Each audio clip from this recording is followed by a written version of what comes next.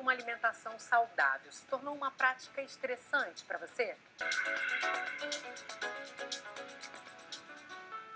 Olá, meu nome é Fabiane Alheira, eu sou nutricionista. Tudo bem, Fabiane? Olá, tudo bom? Obrigada por mais uma vez vir aqui ao Ligado em Saúde conversar com a gente, viu? Muito prazer. Prazer é nosso. E hoje a gente vai falar de terrorismo nutricional, porque de uma certa forma é libertador e a gente vê que de fato a gente está comendo com culpa e com medo na maioria das vezes. Você vê isso no seu consultório? Mas aí eu enxergo muito, vejo muito isso no consultório, na prática do dia a dia, quando as pessoas elas já chegam até mim e falam, olha, eu sei tudo sobre determinado tipo de dieta e eu quero essa dieta.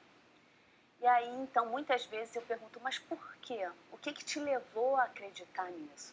Porque o que a gente tem visto é que esse conhecimento ele vem sendo difundido de uma maneira muito perigosa, principalmente nos meios, nas mídias sociais. E a gente não sabe até onde esse conhecimento entra na casa da pessoa. Então, pode ser um adolescente que não tem, muitas vezes, um discernimento para criticar e olhar essa informação de uma maneira mais cautelosa. Pode ser uma pessoa que não tem mesmo um conhecimento e muitas vezes não tem nem o dinheiro para comprar determinados alimentos, então ela se priva do básico. Conforme a Sophie falou, o alimento, o ato de se alimentar, ele também está ligado a você se socializar com as pessoas. Então, quando ela fala ali que você vai comer, os amigos te chamam para comer uma pizza e você não pode porque você faz uma dieta restritiva, caramba, até que ponto isso está fazendo bem para a sua cabeça, né, para o seu psicológico? Né? Mas tem um interesse econômico muito grande por trás, né, desses lançamentos dos alimentos que seriam quase que os salvadores. E tem uma mídia também que quer vender esses lançamentos, eu acho, né? Quer, de tempos em tempos, eleger aquilo que seria o melhor alimento. É o alimento funcional, é o alimento que vai te fazer emagrecer, ou que vai te ajudar a isso, aquilo. E aí a gente acaba criando esses vilões e mocinhos. Mas existe? Para você tem essa história do alimento bom e do alimento ruim? Não. Para mim, não existe essa questão do alimento bom ou ruim, porque o corpo humano ele não é uma matemática. Né? O organismo ele é complexo e funciona de maneira diferente para você e para mim. Então, determinado alimento ele vai reagir de uma forma para você e vai reagir de uma forma completamente diferente para uma outra pessoa. Então, quando a gente escuta muito em palestras, em cursos, pessoas principalmente do meio da gastronomia falando determinado alimento é muito bom para determinada doença. Gente, pode não ser. E se aquela pessoa... Nem água a gente costuma dizer, beba tantos litros de água, porque a pessoa pode ser um paciente renal que não pode beber água. Né? Então, a gente precisa ter muito cuidado quando a gente passa uma informação para o nosso paciente lá no consultório, porque a gente sabe que esse paciente ele vai pegar aquela informação e ele vai passar para o filho, vai passar para o marido, vai passar para a mãe e assim sucessivamente. Então, vira um telefone sem fio. E mais que isso até, né? Porque a gente escuta aquela informação que é uma informação ótima, né? Alimente-se de forma saudável, né? Como a gente sempre promove aqui no programa também, né? Procure comer alimentos mais naturais e tal. Mas essa pessoa escuta e também faz o que ela quer com aquilo. Exatamente. Leva para o extremo muitas vezes. Exatamente. Então eu nunca vou comer a pizza. Eu nunca vou comer aquele alimento que é industrializado. Eu nunca vou comer um doce numa festa de aniversário, por exemplo. E aí vem o tal do terrorismo nutricional. Exatamente. E é engraçado a gente ver que de tempos em tempos também essa mídia vai elegendo esse vilão da vez. Isso. A gente teve a gordura, teve a lactose, agora é a vez do glúten, né? O glúten virou tudo de ruim. Exatamente. Queria que a gente falasse um pouquinho de cada um desses alimentos, cada um desses... para entender de fato a importância deles também, porque eles devem ter algum tipo de função, né? Claro. Fala um pouquinho para mim. Quer começar pelo glúten? Pode ser. Então, na verdade, quem não pode ingerir glúten é o paciente celíaco e aqueles que têm, de fato, uma intolerância, uma alergia em relação a esse nutriente. Mas a maioria da população não tem essa alergia, não tem esse problema. Então, muitas vezes, o que a gente faz? A gente vê uma substituição, essas trocas, que não são tão inteligentes. Por exemplo, você não pode comer nada com farinha de trigo, então vamos substituir pela farinha de arroz, que é tão refinada quanto e não tem os nutrientes que a farinha de trigo tem. Então, você acaba sobrecarregando a sua dieta com alimentos ricos em carboidratos que não vão fazer bem para você, porque a gente se preocupa com o ovo lá que tem o colesterol, mas esquece dos triglicerídeos também. Então, você acaba fazendo substituições que não são boas, que não vão fazer bem de fato para o seu organismo. Então, por que eu tenho que comer tudo com farinha de arroz refinada também? Não faz sentido, né? Não Já faz que o glúten sentido. não faz mal, ele faz mal para Exatamente, pessoas que têm exatamente. algum tipo de problema com ele. A mesma coisa a lactose, a gente pode dizer. Exatamente, mesma questão a lactose. Quem tem intolerância, de fato existe essa intolerância, conforme a gente vai se tornando adulto, a gente diminui a produção da enzima lactase, que é o que digere a lactose, por isso fica aquele açúcar no nosso intestino, fermentando, então causa desconforto gástrico. Então, essas pessoas, de fato, não podem ingerir a lactose. E aí, a gente vê agora tem até Danoninho sem lactose. Free, E aí, quando você vai lá, o paciente vai lá e compra o iogurte sem lactose. Calma, primeiro vamos tentar o leite sem lactose, depois a gente passa para o iogurte. Para o iogurte, na verdade, ele tem uma quantidade, um percentual de lactose menor, porque utiliza aquele açúcar, o leite utiliza aquele açúcar para se transformar em iogurte. Então, a quantidade de lactose já é menor. Então, para que você precisa excluir totalmente a lactose do seu dia a dia? Vamos aos poucos, porque, inclusive em relação ao glúten, quando a gente faz uma dieta restritiva e você não tem necessidade de fazer essa dieta, você pode até desenvolver uma intolerância. Olha que sério, né? Em relação àquele nutriente. Pois é. Mais uma vilã, digamos assim, para a maioria é a gordura. Tem gente que corta totalmente o que gostaria de cortar. É necessário, de fato? Não. A gordura faz sempre mal? Não, claro que não. Se fizesse mal, não seria disponibilizado pela natureza para a gente. A gente precisa da gordura para absorver algumas vitaminas que são lipossolúveis, ou seja, a gente só consegue absorver se tiver em contato com a gordura. E a gordura tem um aporte calórico importante, como é o caso do azeite. O que a gente tem que eleger são gorduras mais saudáveis, óleos mais saudáveis, como o caso do azeite. Vamos fazer uma fritura? Vamos utilizar que tipo de óleo para meio de cocção? Podemos utilizar o azeite. Lá, há 20 anos atrás, não se pensava em utilizar o azeite como forma de cocção.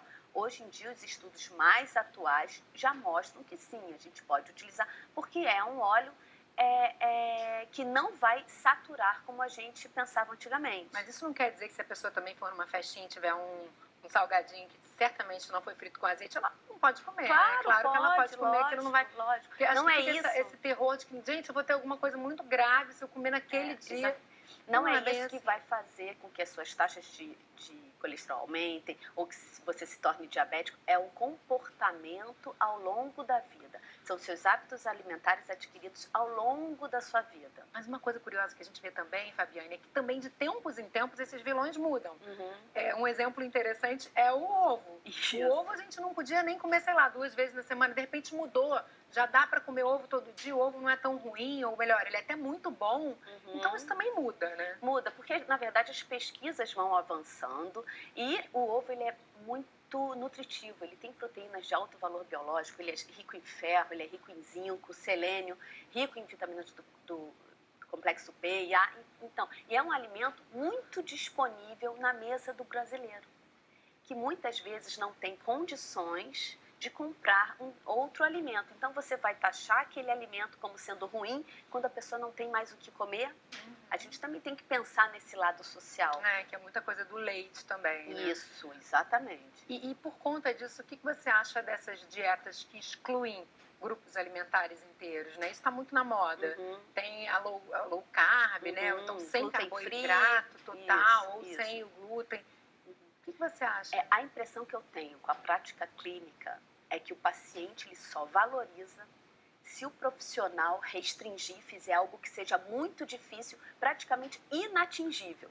Quando você passa alguma coisa que é muito fácil, que é só diminuir, olha, vamos lá, quais são os seus hábitos alimentares? O que você come de bom é isso, o que você come de ruim é isso. Então vamos aos poucos, eliminando isso da sua vida, mas que de forma que você consiga ter uma vida sociável. Eliminando muito entre aspas aí, exatamente, né? Só diminuindo no dia a dia. Isso. Mas você pode comer uma pizza, você pode comer um bolo, um brigadeiro, pode fazer bem para a alma. A gente precisa alimentar a nossa alma, né? Vamos deixar, então, o resto do assunto para o próximo bloco.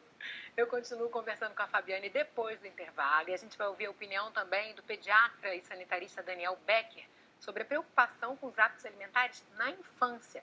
Continue ligado.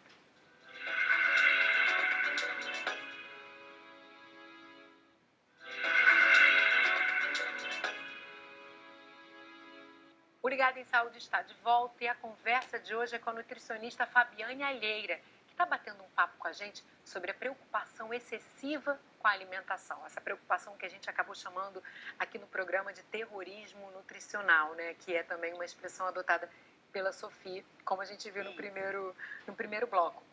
A gente estava falando desses modismos, né? Da mídia que vem com o vilão, com o mocinho. Isso acaba também trazendo esses produtos da moda.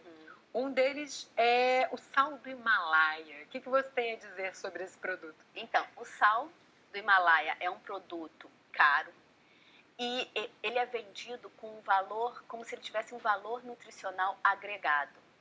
Então, mais rico em vitaminas e minerais, mas o fato é, a gente não pode utilizar o sal como sendo fonte de nenhuma vitamina ou mineral. Por quê? Se a quantidade de sal que a gente precisaria ingerir para atingir um percentual aceitável desses minerais seria absurdo. E ninguém ingere uma quantidade absurda de sal, até porque a Organização Mundial de Saúde preconiza 2 gramas por dia de sódio. Então, no final das contas, você comer o sal do Himalaia, você comer aquele sal que a gente já está acostumado, não vai fazer a menor diferença. Não vai fazer a menor diferença. É claro que é melhor a gente consumir um sal que seja menos refinado, como o sal marinho, por exemplo. Né? Então, entre o sal do Himalaia e o sal marinho, qual é o mais acessível? Qual deles tem maior valor nutricional agregado? Os dois, é a mesma coisa. Então, custo-benefício. Se você quiser comprar o sal do Himalaia, fica à vontade. E o óleo de coco, açúcar de coco, que também está super em alta? Sim, o óleo de coco, ele vem sendo utilizado pela gastronomia, só que o óleo de coco, ele é um óleo, é uma gordura saturada. Tanto é que a Associação Brasileira de Cardiologia não indica esse óleo para quem é cardíaco. Então, a gente também precisa ter cuidado quando a gente vai indicar o óleo de coco. Óleo de coco é ótimo para todo mundo. Não, não é aquilo que a gente falou. Nada é bom para todo mundo e nada é ruim para todo mundo. Mas na ânsia ali de ter uma alimentação hiper saudável, a gente vai pelo que está escrito, pelo que é lançado por essa indústria e a gente acaba até errando. A gente acredita piamente em pessoas que não detêm esse conhecimento científico.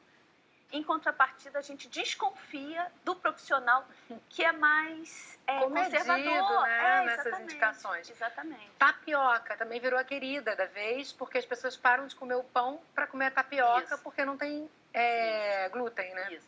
E é interessante também, porque o alimento ele deixou de ser visto como uma fonte de energia, uma fonte de nutrientes e até um prazer, né? Você comer com prazer, e passou a ser visto como esse alimento ele serve para determinada função, aquele alimento para aquela outra determinada função. Então você fica correndo atrás de alimentos ditos bons para determinadas situações. E a tapioca, ela é vista como, e ela é dita como a amiga da dieta. Uma colher de sopa de tapioca só tem 70 calorias, então vamos comer. Então quer dizer que o alimento se resume a 70 calorias, ele é visto só por conta da caloria e todos os outros nutrientes. A tapioca não tem nenhum valor nutricional agregado. Nada. As pessoas vão me matar, vou sofrer críticas, mas na verdade não é. É um alimento que tem alto índice glicêmico ainda por cima. Então, entre um pão com grãos, integral, né, que tem mais ou menos a mesma quantidade de calorias, por que a gente vai optar pela tapioca se não tem nenhum problema em relação ao glúten? Olha aí. Né? Então, é aquilo que a gente falou. São trocas inteligentes. Vamos deixar de olhar o alimento pela quantidade de calorias, ou porque ele é bom para isso ou aquilo. E se tiver com vontade de comer uma tapioca no dia, não tem problema nenhum. Claro, não precisa coma tapioca. substituir assim, achando que está fazendo uma coisa mais saudável, porque a gente acaba entrando nessa jogada aí dessa indústria. E não é nem cultural do Rio de Janeiro, por exemplo, isso. Vamos falar de criança? Porque a gente vê que esses pais também extremamente preocupados com isso acabam passando isso para os seus filhos e até muitas vezes cometendo erros. Eu não sei se você costuma ver isso, queria até que você comentasse quais seriam esses erros nutricionais sérios quando a gente está falando da infância, né? E aí, no caso, cortando alimentos, o que você acha? Primeiro eu vou falar assim, perfeita a colocação dele, assim, eu fiquei, nossa, é muito bom a gente ver um pediatra nessa linha contrária, né, a esse modismo todo, quando ele fala ali para a gente desembalar menos, realmente evitar alimentos industrializados. Mas é claro que você não tem como fugir disso, até porque na correria do dia a dia, muitas vezes, a mãe não consegue preparar todos os dias a merenda escolar para aquela criança da forma como ela gostaria de fazer quando está lá grávida. Quando ela está grávida, ela imagina, o meu filho só vai comer coisas saudáveis, eu vou preparar o lanche dele. Mas a gente sabe que no dia a dia isso é complicado. Então a gente não pode também se martirizar por conta disso.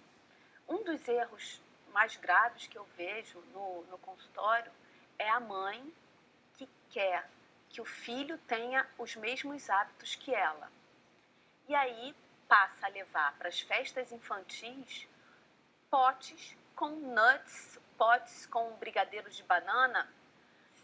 Foi exatamente o que ele falou, é o momento da criança socializar, isso é importante para a formação da criança. E que é uma exceção, não é? Exatamente, não é o dia a dia você comer brigadeiro, comer um salgadinho de festa, mas naquele momento especificamente, o bem que vai fazer para aquela criança, porque ela não vai se sentir excluída, vai compensar o veneno, conforme ele falou, né? Vai compensar o veneno. Então, o tempo inteiro a gente tem que andar ali no meio termo.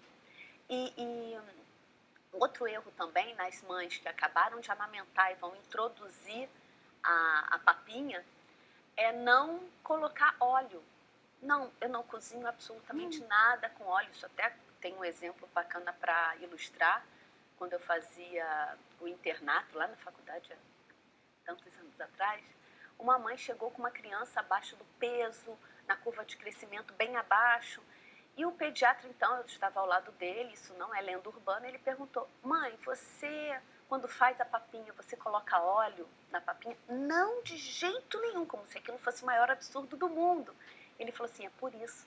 Por isso que seu filho está subnutrido, né? Exatamente, Tá a sua criança não está absorvendo vitamina D, vitamina A, né? Vitaminas, conforme eu falei anteriormente, que são lipossolúveis.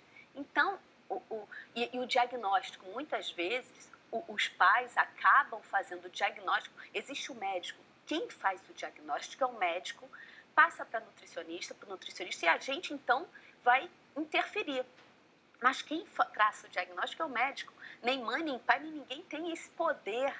É perigoso, isso, né? Dizer, o meu filho, eu acho que o meu filho com 6 meses, ele é intolerante à lactose, então não vou dar mais leite para essa criança. Olha que perigo, né? E teve um caso, a gente viu que foi amplamente divulgado, sobre uma criança que morreu de desnutrição. Esse é o caso de um menino de 7 meses na Bélgica, é um caso de 2014, mas parece que veio à tona recentemente, porque está na justiça. Que tinha uma dieta restritiva imposta pelos pais e acabou morrendo, né, de desnutrição. Exatamente. Extremamente triste. E irresponsável, né? Então, até onde vai essa irresponsabilidade dos pais? Cabe a nós buscar informação onde de fato ela é verdadeira, né, com os profissionais de saúde.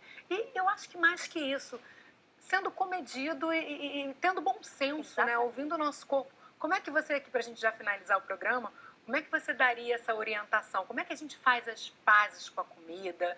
Deixa de se alimentar de uma forma estressante, né? Buscando tudo isso que parece que nos deixaria mais saudável sempre. O que é fazer as pazes com a comida? É descomplicar. Não tem complicação.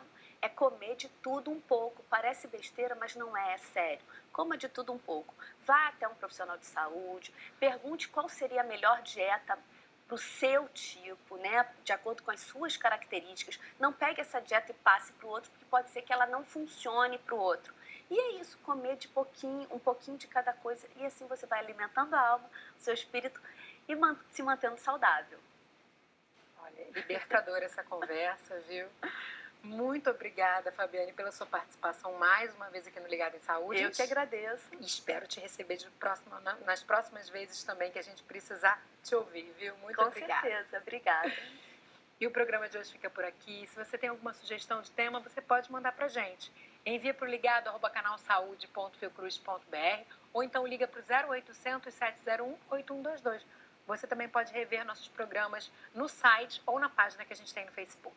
Eu encontro você no próximo Ligado em Saúde. Tchau, tchau.